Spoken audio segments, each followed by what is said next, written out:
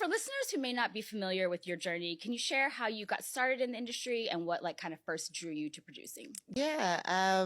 So I am originally born and raised in Las Vegas, Nevada. It's my fun fact. But I bring that up because I was obviously close to LA, but very much grew up in Vegas and didn't know anyone in Hollywood. I actually got into video production in high school in a class, my sophomore year.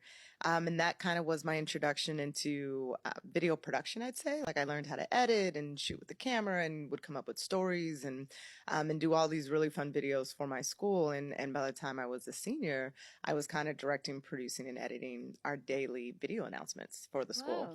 And so I didn't have context of like what I could do with this new skill set, but I found out I could go to film school for college. To be honest, it sounded very bizarre because I didn't know anyone who went and got a degree in film. It felt very like, is that a real degree? Everyone goes to college to be doctors or lawyers.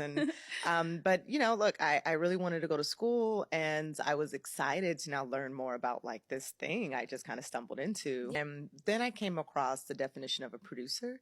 And there was something about this idea that there was a position that encompassed almost everything. Creative, it was personable, it was business, it was marketing, it was production. It's like all these things wrapped into one. And I also like that I didn't have to choose one lane and that a producer is a part of something from the very beginning to the very end, right? Whereas a lot of other roles come in at different stages of a project. So I read a book called So You Want to Be a Producer, and it changed my life. And I was like, yeah, I want to be a producer. So I started young. That was like my goal through undergrad was to focus on how to make that happen and what I would do from there.